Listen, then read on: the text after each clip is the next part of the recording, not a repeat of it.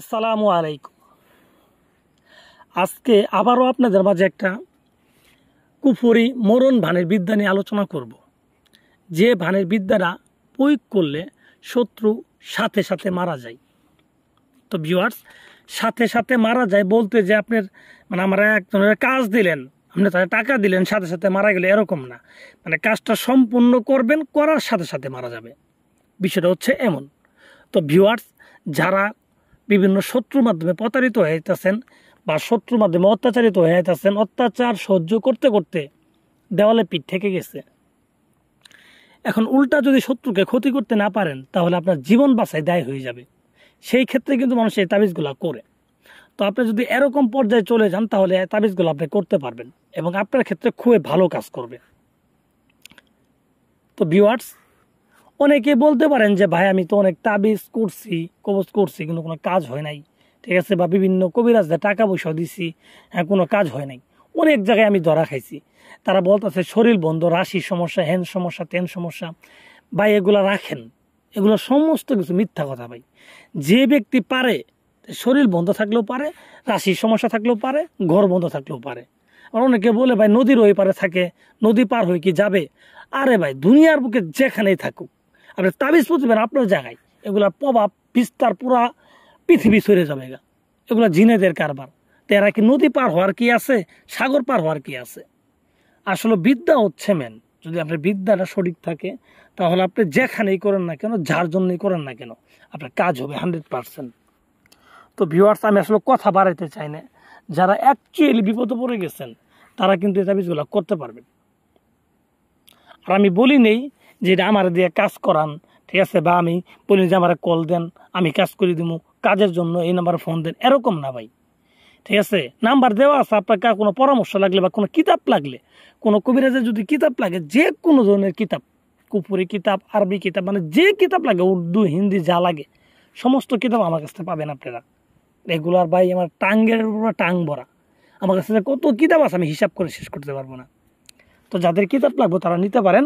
আর এগুলো আপনারা নিজেরাই করেন, এগুলো আমার পরীক্ষিত ভাই। এগুলো আমার পরীক্ষিত বিদ্যা, আমি এগুলো দিয়ে করছি। আপনি করে দেখেন, 100% হবে।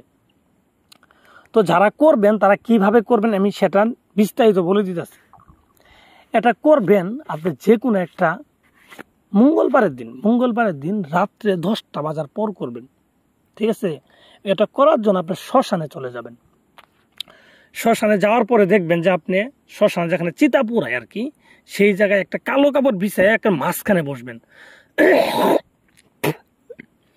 আপনি যদি বই পান বা যদি ডরান তাহলে আপনি সত্যি লুক নিয়ে যেতে পারেন, কোনো সমস্যা নেই।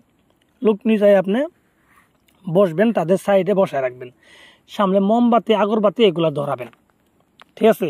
এগুলা ধরানোর পর আপনার শরীরের ভিতরে আতর মেখে দেবেন, চতুর্পাশে গোলাপ জল ছিটাই দিবেন। গোলাপ জল ছিটাই দেওয়ার পর আপনার তাবিজ লেখা শুরু করবেন। তাবিজ লেখার সময় মুখের ভিতরে গোলমরিচ দিয়ে তাবিজ লিখবেন। যার জন্য তাবিজটা লিখবেন তার কথা মনে মনে ভেবে লিখবেন। আমি সম্পূর্ণ নিয়ম বলে দিচ্ছি ভাই, এই নিয়মগুলো জানা না থাকলে হবে না। তো যার জন্য করবেন তার কথা মনে মনে ভেবে করবেন এবং এই তাবিজটা লিখবেন একটা সাদা রেশম কাপড় উপরে। আপনি একটা তাবিজে লিখবেন, সাদা রেশম কাপড় উপরে এই তাবিজটা লিখবেন। তাবিজটা লেখার জন্য যে বিদ্যা প্রয়োগ করবেন সেটা হচ্ছে যে মানুষের চিতাতে যে মরে, ঠিক আছে, চিতা মরার পরে তাদের নাভিটা দেখবেন পুড়ে নাই, নাভিটা পুকুরের ভিতরে নদীর ভিতরে করে রাখে আর কি।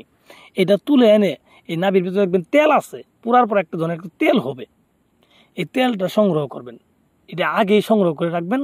এই তেল দিয়ে সাদা কাপড়ের উপরে আপনি এই তাবিজটা লিখবেন, একটা তাবিজই লিখবেন। লেখার পর আপনার কাঙ্ক্ষিত ব্যক্তির নাম, তার বাবার নাম লিখে দিবেন, ঠিক আছে। আর এই তাবিজে কিন্তু সরাসরি মৃত্যুই হবে, আর অন্য কোনো কিছু না। তো লিখে দেওয়ার পরে আপনি এই তাবিজটাকে সুন্দর করে আপনি বলটাবেন, সাদা কাপড়টাকে বলটানোর পর আপনি এটাকে সুগন্ধি তেল দিয়ে চুবাবেন। সুগন্ধি তেল, সরিষা তেলও কিন্তু সুগন্ধি তেল, ঠিক আছে, সরিষা তেল বা অলিভ অয়েল এগুলা তেলের সাথে চুবাবেন, ঠিক আছে। চুবাই আপনি একটা মোম জ্বালাবেন ওই জায়গায় বসে।